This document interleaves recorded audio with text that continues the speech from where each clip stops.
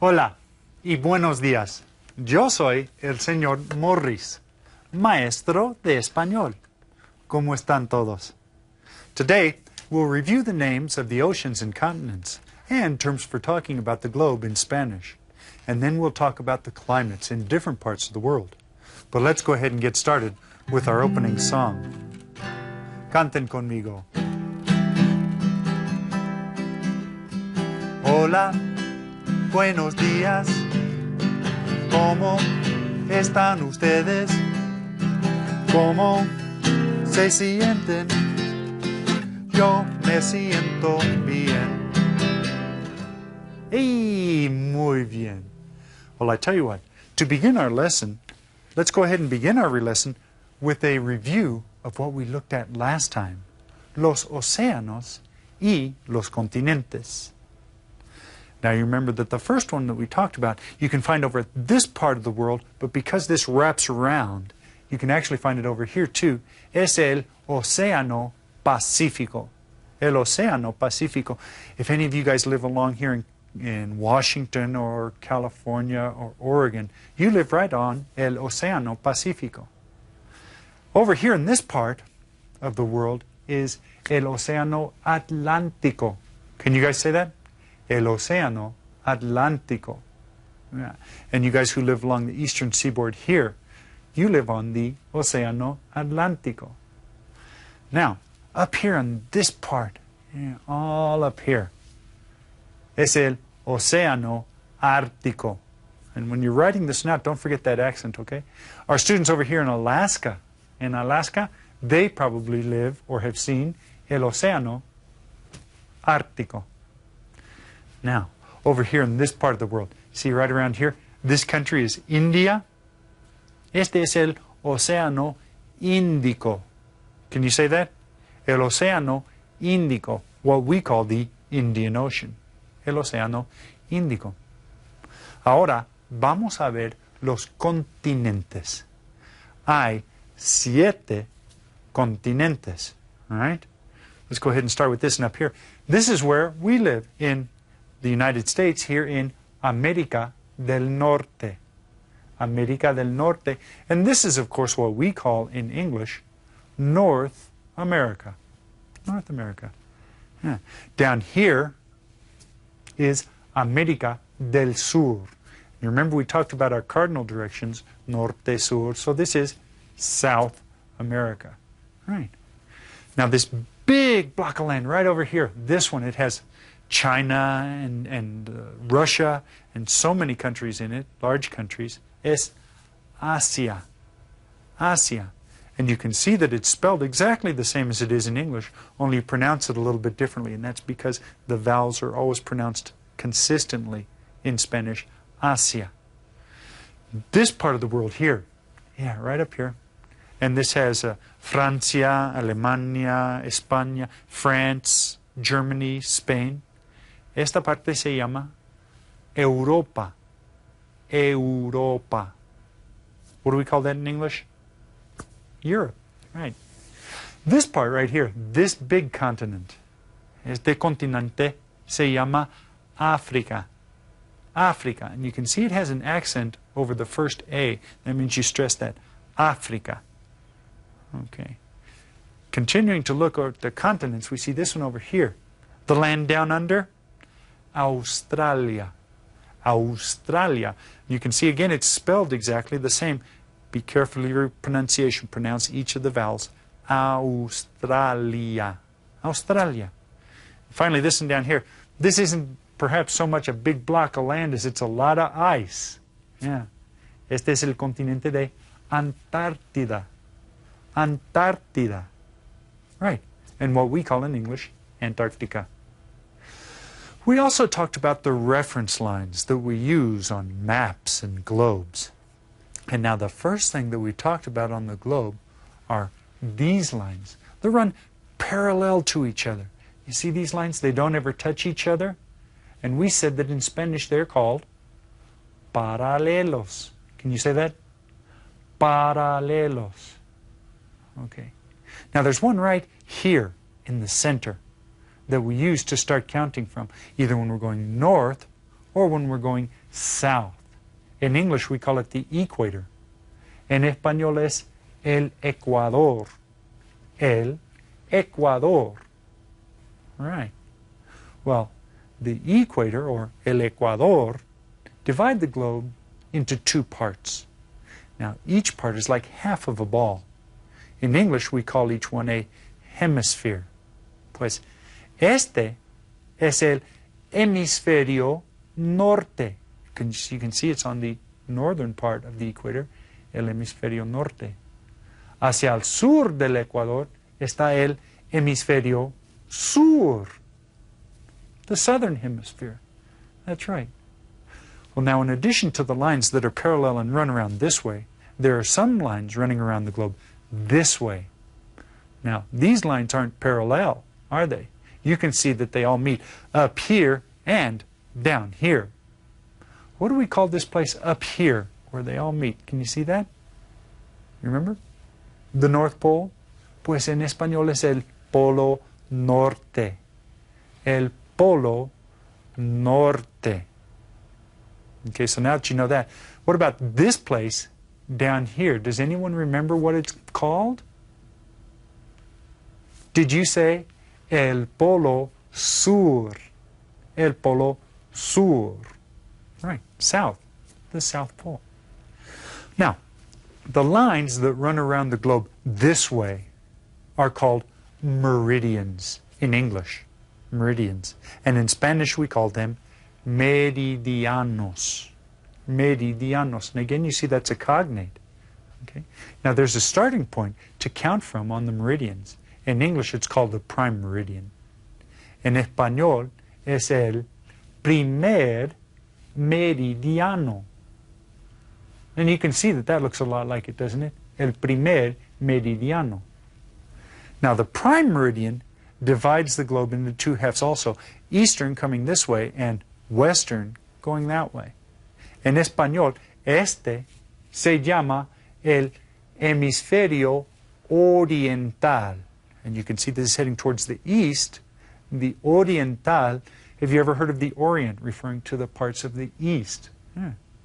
Y este se llama el hemisferio occidental. Occidental, and there are some mountains in the United States called the Occidental Mountains. That means towards the west. Well, I hope that some of that seemed familiar to you. Now, I don't really expect you to know all of the things that we've been talking about yet.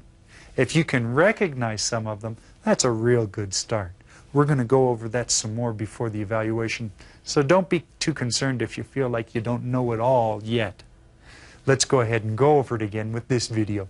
Try to say all of the words as you hear them to practice your pronunciation and to help you remember the information. Ahora, presten atención y repitan todos.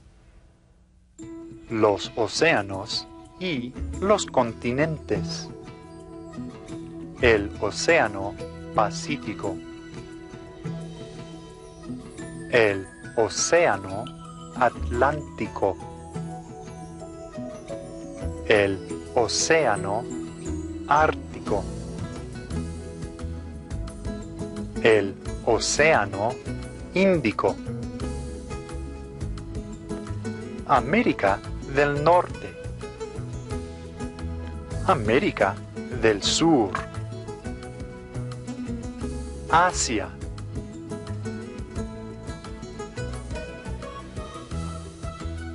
Europa. África. Australia. Antártida.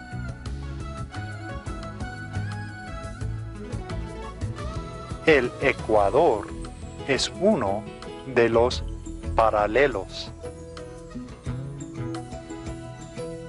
El Ecuador divide la Tierra en dos partes. El hemisferio norte y el hemisferio sur.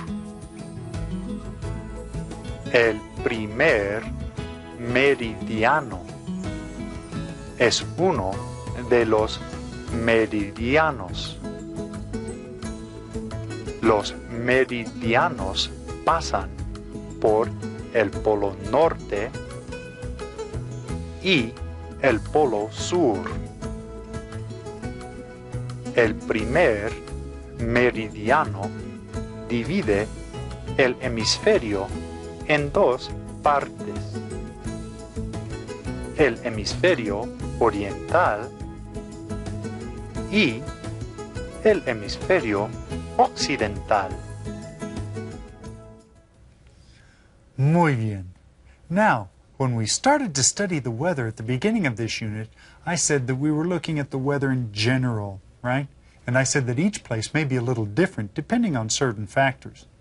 Now, as I'm sure you all know, one of these things that makes a difference is climate of an area.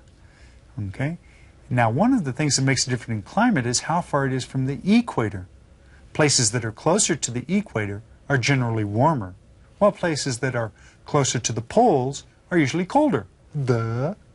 Today, we're going to talk about the general tendencies of climate.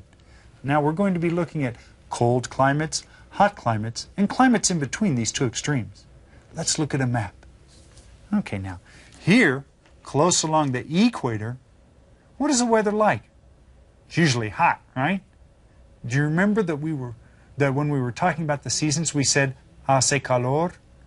Well, this climate is called un clima cálido. Okay, do you see the similarity between the words calor and cálido? Yeah.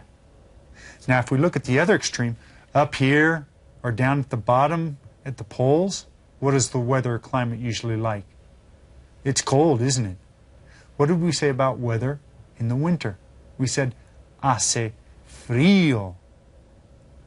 Okay, well, the climate here, el clima es un clima frío. A cold climate. Kind of makes sense, doesn't it? But in between the equator and the poles, we see other climates. Okay? Por ejemplo, for example, aquí tenemos un clima de 4 estaciones. And what does that mean? Many parts of the United States and the world have this type of climate. If a place isn't really hot, okay, it has un clima de 4 estaciones, 4 seasons.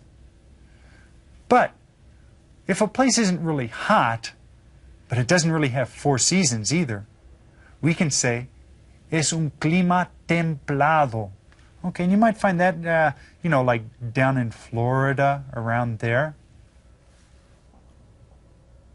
In the last unit, we talked about this question, ¿Dónde vives? And we answered the question by saying, vivo en, and then we talked about a lot of different places. Well, we can use the same structure to talk about the climate where we live. For example, here where I live in northern Arizona, I would say, vivo en un clima de 4 estaciones, because we have 4 seasons. So if I ask you, ¿en qué clima vives? You could answer me by saying, vivo en un clima, and then tell me what type of climate you live in. Well, I tell you what, let's leave off with all that brain work now and do some learning with our bodies by reviewing our TPR. Presten atención y participen todos. Muy bien. Well, let's go ahead and start with a review of all of the things that we've been talking about up to now. And let's see how you guys remember. Everybody get your chairs and your desks arranged so that you can participate with us. ¿Listos? Okay, here we go. Párense. Oh, yeah. Siéntense. This is getting too easy. Párense. Yeah, okay. Well, how about this one? Do you remember this? Brinquen. Basta. Voltéense. Voltéense. Muy bien, siéntense. Párense. Okay, how about this one? Do you remember canten? La, la, la, la, la, la. Okay, basta. Okay, so do you remember last time we put them all together? And let's see if you guys can do this. Brinquen y voltéense y canten. Dale. Basta. Boy, what a good way to learn a language. You get some exercise and you get some dizzy kind of. Well, there's another thing that I'd like to show you today. And I'll tell you what it is, and then we'll all do it together so that you can see what it is. The word is caminen. So, caminen. Basta. Voltéense. Caminen. Up, basta. Voltéense. Siéntense. Okay, let's see how you guys do now. Párense. Caminen. Basta. Voltéense. Caminen. Basta. Voltéense. Brinquen. Ah, basta y siéntense. Tried to hit you up with a little change there. We're going to be adding some more things on future TPR lessons. I hope you guys are getting a chance to practice these along with us. That's all we have time for today. Muchas gracias. Let's look up there and say adios. Adios. Muy bien. Well, let's go ahead and look at our activity sheet for today. It's called Los Climas. There you go. Go ahead and start off, of course, by putting your name up at the top. Roberto. And if somebody out there is named Roberto, they're pretty lucky because I spell it for them every time. Now, the instructions say, look at the illustrations below. Use the information from the globe to help you fill in the blanks. Now, here's un clima frío, clima de 4 estaciones, un clima cálido. Here's the Ecuador. Now, all you have to do is say, these guys, there's a lot of sun. They're playing outside. This must be un clima. And then look up here. Find it here. Fill it in. 1, 2, 3, 4. This must be un clima de... Find the answer here. Copy it onto the line. Oh, listen. Got a lot of snow. Building a snowman. What type of climate? Un clima what? And then for yourselves, I'd like you to answer. Yo vivo en un clima. Go ahead and fill that in according to where you live. Okay, so you can use that map to get all of your answers from. Today, we reviewed the names of the oceans and continents and terms for talking about the globe in Spanish. And then we talked about the climates in different parts of the world. Now, next time, we'll go over that again and talk about the countries of the world where people speak Spanish. Do you already know some? Pero ¿saben qué? Ya es hora de despedirnos. For our goodbye song today, I'd like to sing El Rancho Grande. And since I'm the teacher, that's what I'm going to do.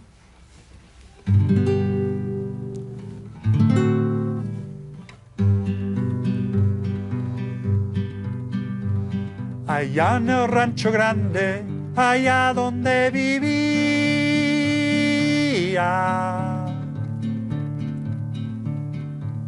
había una rancherita que alegre me decía, que alegre me decía.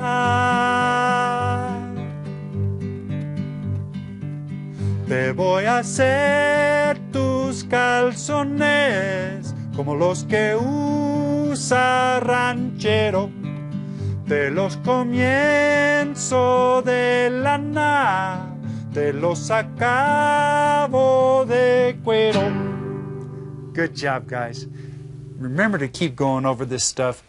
The familiarity will help you recognize the things so that when we get to the evaluation, you'll all do a terrific job. So go over those with your classmates until our next class. Adiós y hasta luego.